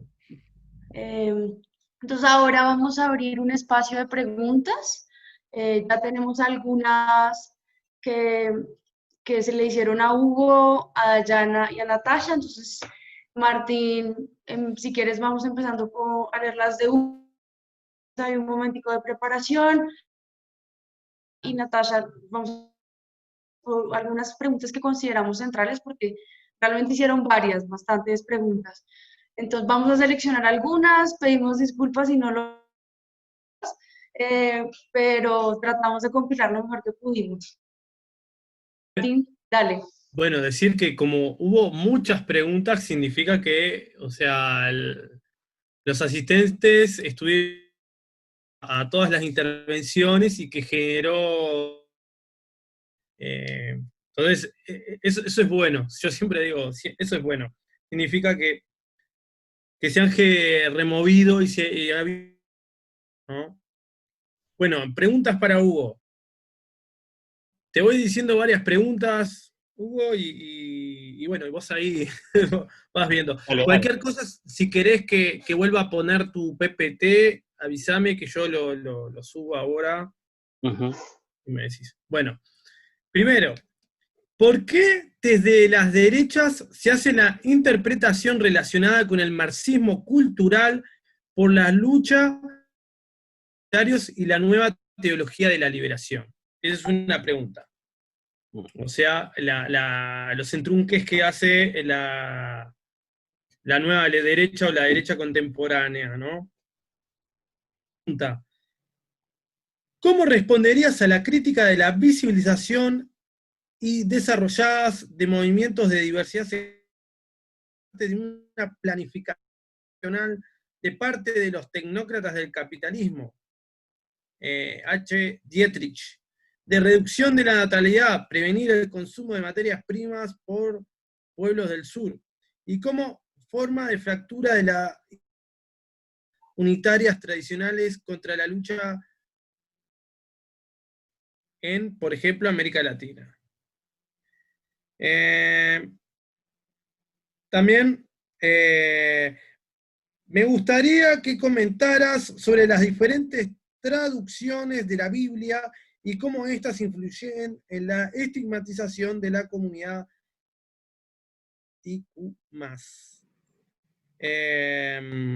Bueno, yo creo que ahí hay unas cuantas para... Hay una tesis, pero quisiera decir tres cosas. Y quisiera comenzar con el comentario de Andrea Roa del final. A mí me parece que tenemos que empezar a darnos cuenta que esos espacios inclusivos ya existen. Y que existen hace décadas. Tomemos en cuenta que la primera teología positiva sexogenérica se hizo en los años 50, es decir, hace 70 años. Tomemos en cuenta también que la primera iglesia que se fundó para ordenar exclusivamente personas de la diversidad sexogenérica, que es la Iglesia de la Comunidad Metropolitana, lo hizo en 1968, es decir, hace décadas. Un solo país en América Latina, ni en las Américas, desde Canadá hasta Argentina, donde no haya múltiples espacios inclusivos religiosos, no solamente del cristianismo, sino también del judaísmo, del islam, del budismo, del hinduismo, de la africana, de las religiones de origen asiático y de los chamanismos. Creo que el problema es más espacios. El problema es que haya más visibilización, porque nuestros medios de comunicación social en todos los países no se preocupan por investigar este tipo de cosas. Lo que sucede es que es más fácil poner al cura católico romano o al pastor conserva a hablar en un diario o en una radio que salir a buscar esa diversidad que ya existe. A porvenir. No es algo que va a caer en el siglo que viene a la posterior generación de nosotros. Es algo que ya es una realidad en América, en las Américas, y especialmente tenemos varones y mujeres, gays y lesbianas, que no solamente en muchas organizaciones son parte, sino que también son jerarquía de esas iglesias. Por ejemplo, la iglesia a la que yo pertenezco, es obispos y obispas. Yo soy gay, y la otra obispa es divorciada. Esto es una realidad hoy en día. Entonces creo que tenemos que empezar a concientizarnos que esa diversidad que está presente hace décadas, pasado y aquí dentro de esos espacios de la diversidad religiosa. Entonces, esos espacios existen. ¿Qué es lo que está en contra de esto? A mí me parece que existen tres cosas. Una es de los textos sagrados. Y esta mala lectura de los textos sagrados tiene que ver también con un abuso deshonesto de quienes tienen los medios para poder interpretar esos textos de manera científica al resto de las personas. Yo soy un fiel defensor de la profesionalización del ministerio religioso en todas las religiones. Yo enseño en Estados Unidos porque las personas que estudian para ser ministros de religiones a quienes yo le gobierno de Estados Unidos tengan capacitación para tener una licencia. En América Latina tenemos leyes para impedir un montón de cosas, pero no tenemos leyes para que las personas que dicen tener una vocación religiosa tengan la capacitación y el acceso.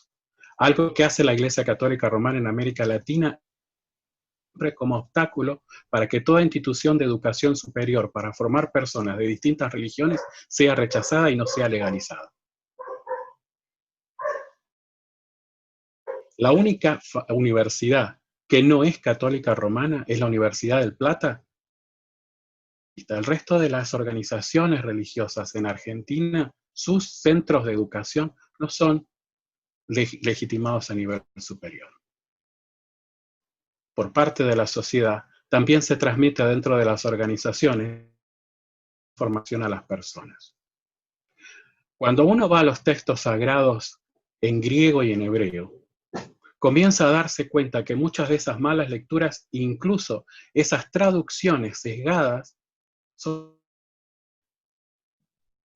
comienza a darse cuenta que el texto sagrado es mucho más libre, mucho más justo que esas lecturas tendenciosas que hacemos. Esto para mí es un abuso deshonesto, no brindarle a la gente las herramientas para poder trabajar. La segunda cosa tiene que ver con esto que hacen de la diversidad sexogenérica como un fenómeno moderno. Lo cual en Tanzania, las kungus son mujeres de edad avanzada que se casan con una mujer más joven, se convierten en el joven. Esta mujer más joven se embaraza con un varón familiar de otra de esa mujer, como hijos por la mujer más adulta, llevan su apellido y son consideradas legalmente y socialmente como un matrimonio. Y esto en la cultura de Tanzania presente hace miles de años. En el imperio inca, el imperio maya, el imperio azteca, la diversidad sexogenérica no solamente era celebrada, sino que también aceptada. Fue el arribo el que interrumpió ese ritmo, entre comillas, natural de considerar la diversidad sexogenérica. En Asia tenemos a los Métis, a las Kadoe, hace miles. Son todas negociaciones de la diversidad sexogenérica presentes en las culturas que fueron interrumpidas, perseguidas y acalladas por el colonialismo europeo. Cuando estamos hablando de reivindicación de los derechos, no estamos una nueva especie, sino que estamos luchando por volver a la civilización y esa dignidad que teníamos antes del colonialismo. Y la tiene que ver es también con esta arrogancia del colonialismo europeo que nos ha colonizado en América Latina en muchos aspectos. Nos ha colonizado con esta cuestión, la laicidad, mal entendida como la ausencia de toda religión. Esto impide que estas voces lleguen a ciertos lugares porque no están relacionadas con la educación. ¿Cómo vamos a hablar de diversidad sexogenérica y religión cuando no queremos nada de religión en las escuelas? Porque es laicismo que no es el laicismo como tiene que entenderse. Si las nuevas generaciones en los sistemas educativos no pueden empezar a aprender con naturalidad la diversidad sexogenérica y la diversidad de expresiones de fe que motivan nuestras acciones en la vida cotidiana, estamos colonizando las mentes de las nuevas generaciones. Y esto me parece que es un gran problema, y es un problema de todos los sociales. No nos olvidemos que la izquierda progresista fue pro-LGBT recién a finales de la década de 1990. Antes, a la izquierda progresista no le importábamos. No estuvo presente ni en Stonewall, ni estuvo presente durante la dictadura militar en muchos países de América Latina, donde las personas de la diversidad sexual fueron también torturadas y matadas. De hecho, son invisibilizadas. ¿En cuántos reclamos de derechos humanos mencionamos a las personas de la diversidad sexogenérica que fueron chupadas, torturadas y desaparecidas por las dictaduras americanas? Esto es algo que tenemos que reconocer. Y entonces esa pregunta sobre una cuestión de tecnócratas o la izquierda, a mí me parece que son preguntas que tratan de cooptarnos otra vez como objetos para ciertos procesos de luchas de poder, nos siguen degradando y nos siguen haciendo objetos de segunda y no sujetos de derechos en la sociedad. Y esto es algo que... Si lo último que quisiera decir es que ser una persona de la diversidad sexogenérica y de fe en América Latina es estar en el centro de un torbellino de distintas luchas que muchas veces nosotros no participamos. Porque incluso para muchos movimientos de derechos LGBT en América Latina, el que profesemos una fe es una traición. En muchos lugares conservadores debemos dejar nuestra sexualidad a la puerta, en muchos lugares de búsqueda de derecho dejamos nuestra espiritualidad a la puerta. Y lo que se consigue siempre es que estemos partidos. Los lugares de inclusividad en América Latina que ya tenemos, buscamos hacer lo contrario, donde nuestra sexualidad, donde nuestra interpretación de los textos sagrados, donde nuestro erotismo y nuestra fe estén en el lugar que siempre han estado, en interconexión y haciéndonos uno. Y creo que esto es algo que tenemos que tener en cuenta. Bueno, muchas gracias, Hugo. No sé si Martín, ¿puedes leer las preguntas para Dayana? Sí. La verdad que quedé como bastante paralizado con las palabras de Hugo, me dejó pensando bastante. Bueno, ahora vamos con las palabras para Dayana. Pregunta. ¿Cómo realizan la disputa de identidad de género a la interna del movimiento indígena y cómo hacen la disputa étnica a la interna del movimiento LGBT+? O sea, esta cuestión de que como MUYE se puede dialogar tanto con el movimiento indígena como con el movimiento LGBT+, y las complejidades, ¿no? El movimiento LGBT+, es indígena y el movimiento indígena no tiene una perspectiva de diversidad sexogénero. Después,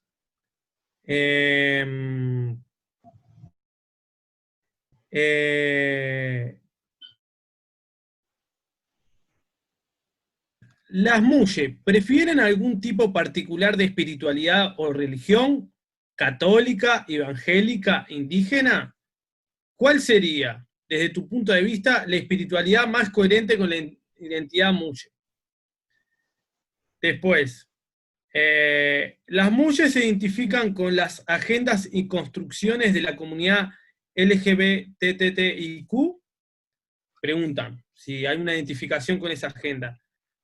Lo pregunto ya que estas reivindicaciones, aun siendo legítimas, son muy occidentalizadas. También había una pregunta si participaba, bueno, también hay una pregunta que dice, ¿cuáles son las principales demandas de las MUYE y cómo podemos unirnos para apoyar? O sea, hay gente que está interesada en apoyar las reivindicaciones. Y también había una pregunta sobre un proyecto de memoria de la diversidad en México y si había, ¿no?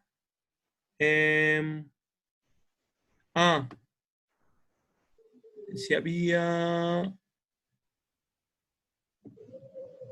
Acá en México dice, en relación a la memoria de la comunidad LGBT, acá en México existe una ONG llamada Archivos y Memorias Diversas que se dedica a rescatar, organizar y difundir su historia. ¿Se realiza esta labor en sus espacios? O sea, en los espacios...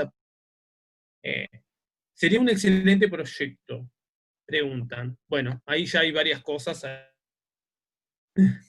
Muchas gracias a todos por sus preguntas.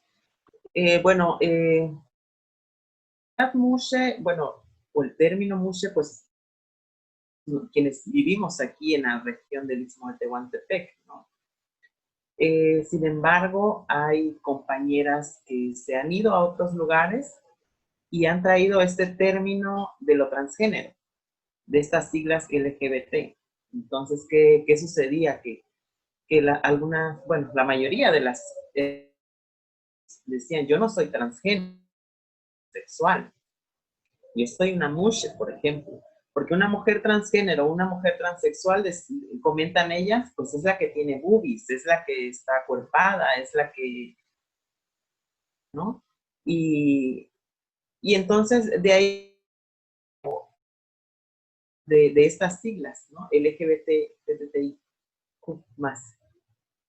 Que nosotras como mujeres mushes, como personas mushes, de alguna u otra manera sí hemos estado integradas en el movimiento de la Ciudad de México. Pero ¿qué sucede también con ese término mushes? Han adoptado quienes no, porque algunas compañeras se han molestado de que otras mujeres trans de otras regiones, de otras comunidades, han adoptado el término mushe, pero ¿qué sucede? Que lo han comercializado y que han sacado de este término mushe, pues dinero, ¿no? Porque al final de cuentas, muchas veces solo llegan aquí al Istmo de Tehuantepec y a preguntar, no, pues dime cómo vive, y, o sea, todo eso ya se contestó, ya se respondió, como decía, me platicaba Amaranta, todo eso ya está respondido, ¿no? Pero hay que hablar de lo que se está haciendo, de todas las acciones que hemos estado realizando. Por ejemplo, yo como mujer mushe, y agrego el término trans, que como les digo, muchas personas no saben que es una mujer mushe. Cuando me presento, pues digo, soy una mujer mushe trans, ¿no? He estado en distintos movimientos. Por ejemplo, soy también integrante de la Red Nacional de Mujeres Trans de México, en donde hemos expuesto las problemáticas que hemos estado viviendo a lo largo de estos años en todo el país, ¿no? Todos los transfeminicidios que han habido, porque ese es el término que utilizamos aquí en México. Transfeminicidios, cómo debemos actuar. He estado también invitada en encuentros de LGBT, donde están chicos gays, lesbianas y chicas trans, ¿no? Entonces, las compañeras, pues, cuando dicen, ¿eres de Oaxaca? Pues ya dicen, es una chica mushe, ¿no? Ya cuando uno les platica sus vivencias que ha tenido, y ya te identifican, la mushe, por ejemplo, y así me decían, ¿no? La mushe, ven para acá, mushe mushe. Pero Oaxaca, como les comentaba, es diverso, tiene varias regiones, cada región tiene su cultura distinta, tiene su gastronomía distinta, y la región del Istmo, pues aquí estamos nosotras, ¿no? Aquí estamos, nosotras estamos y existimos. Pero las compañeras, las que ya tienen un camino más trabajado, pues sí se molestan de que algunas compañeras que sí están en el movimiento y llegan y quieren adoptar este término, ¿no? Entonces dicen, es que tú no vives aquí, tú no vives la realidad que estamos viviendo nosotras como mujeres mushes. Tú no has hecho el trabajo que nosotras hemos hecho a lo largo de este camino, ¿no? De este tiempo. Más sin embargo, me parece que hace como 2 años, las compañeras mushes estuvieron, porque en ese momento yo estaba en España, recuerdo, en Madrid, y las compañeras estuvieron en la marcha de la diversidad sexual en la Ciudad de México. Estuvieron en un carro alegórico en donde le dieron la mayor visibilidad a las compañeras mushes y estuvieron en el movimiento. Pero no solamente, como les vuelvo a repetir, queremos ser como esa de comercial, pues, ¿me entienden? O sea, de que es que las mushes, vamos a traerlas a las mushes porque va a llenar el espacio, por ejemplo. Vamos a traer a las mushes porque nos va a generar más ganancias. Y eso han estado haciendo muchas empresas, por ejemplo. Y pues prácticamente muchas veces han venido también a realizar, por ejemplo, documentales, a realizar ese tipo de entrevistas y la verdad es que cuando llegan esas personas aquí a la región, pues ven que todo es distinto, ¿no? Todo es diferente, porque realmente está la discriminación. Todavía la gente aún no acepta, no nos ve, como decía Natasha, nos han señalado que somos demonio por el demonio. Aquí hay sectas religiosas que nos señalan mucho y que pues la Biblia solamente dice hombre y mujer y ustedes pues son del diablo, ¿no? Entonces yo siempre he dicho, bueno, Dios nos manda por algún propósito, ¿no? Por algo estamos aquí, por algo hacemos muchas cosas. Por ejemplo, nosotras las muchas, pues hacemos muchas actividades, no nada más nos quedamos en una actividad, hacemos muchas. Pero, por ejemplo, nosotras, desde que somos niñas, pues en nuestra familia nos van inculcando esa religiosidad católica. Por ejemplo, en mi caso yo me considero creyente, católica. No voy a la iglesia porque desafortunadamente aquí en mi comunidad tenemos un sacerdote que es muy homofóbico.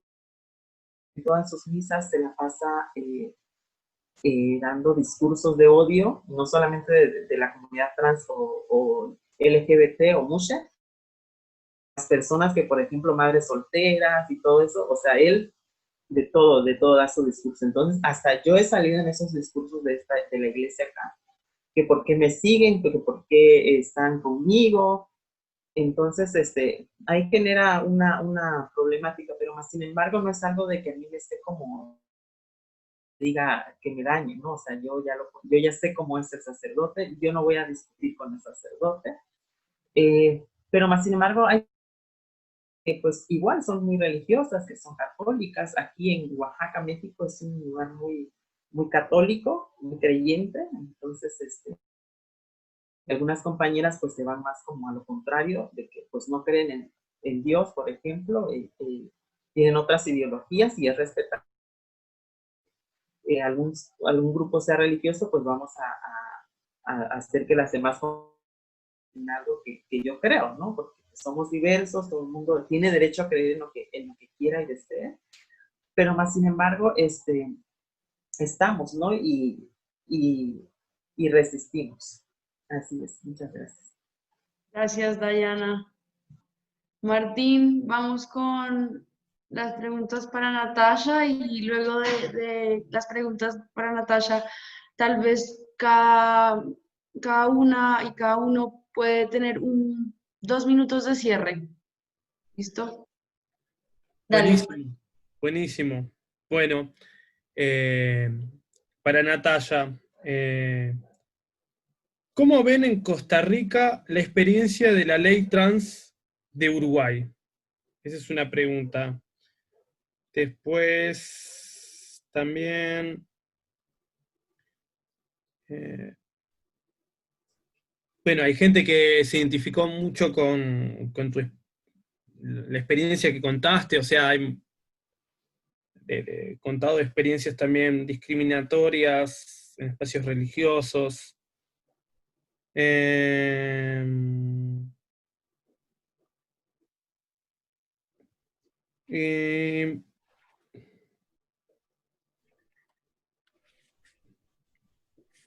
Bueno, o sea, básicamente identificaciones con el tema, o sea, de la experiencia de discriminación a personas diversas sexualmente y de género en espacios religiosos, ¿no? Pero está esta pregunta sobre, bueno, la experiencia del movimiento trans en Costa Rica y si se han enterado la experiencia, por ejemplo, de lo que fue la ley trans en Uruguay o no, capaz que no.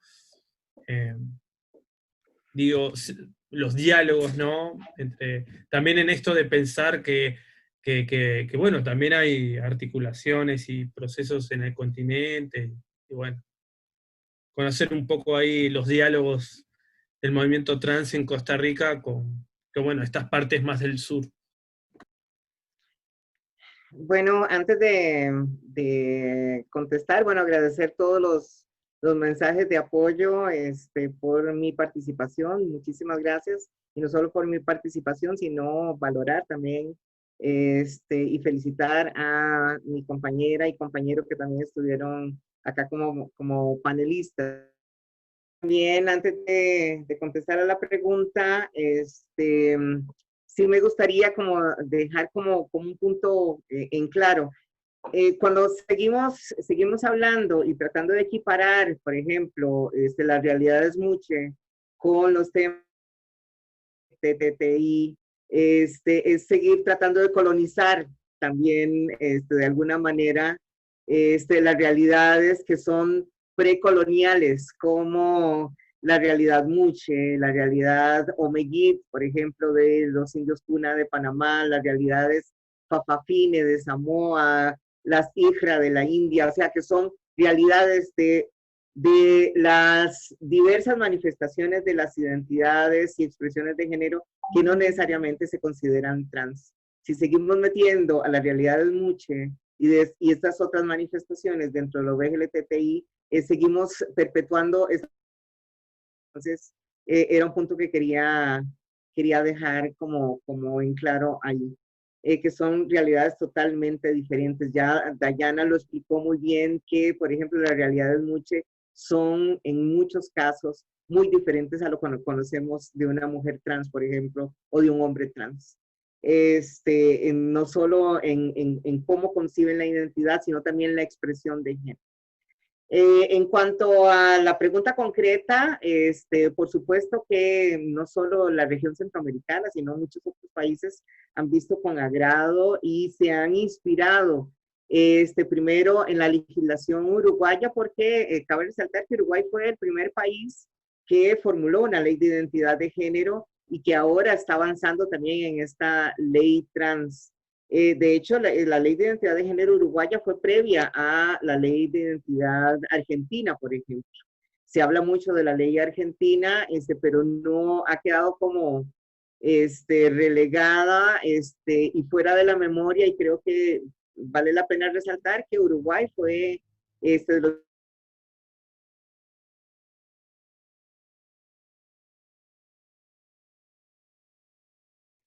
incluso más avanzada que la que se conocía en ese entonces como la de avance, que era la ley española. Por supuesto que muchos países nos hemos inspirado, hemos tomado como inspiración estas otras legislaciones en latitudes del sur, ¿verdad? Para formular, para impulsar nuestras leyes. De hecho, el proyecto de ley de identidad de género de Costa Rica se inspiró no solo en la ley argentina, sino también en la ley de Malta, que ha sido una de las leyes de mayor avanzada en el mundo, porque no solo respeta el derecho a la identidad de las personas trans, sino también el respeto a la autodeterminación de las personas intersex a través de el respeto a las corporalidades intersex. Eso ha sido, y esto ha servido de pie para, no solo para la opinión consultiva, que es vinculante para todos aquellos países que son parte de la Convención Interamericana de Derechos Humanos, sino que también ha inspirado a los movimientos trans para que formulen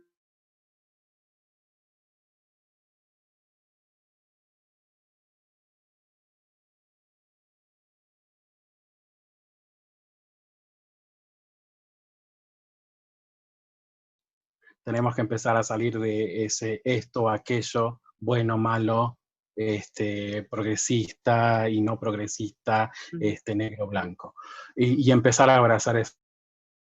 Hacer un juego lingüístico, hacer un juego de palabras, pero sabemos muy bien que lo que no se nombra, porque el lenguaje construye el universo, no existe. Cuando generalizamos esto, aquello, invisibilizamos a un montón de gente y ponemos a un montón de gente en situaciones de las que no son culpables.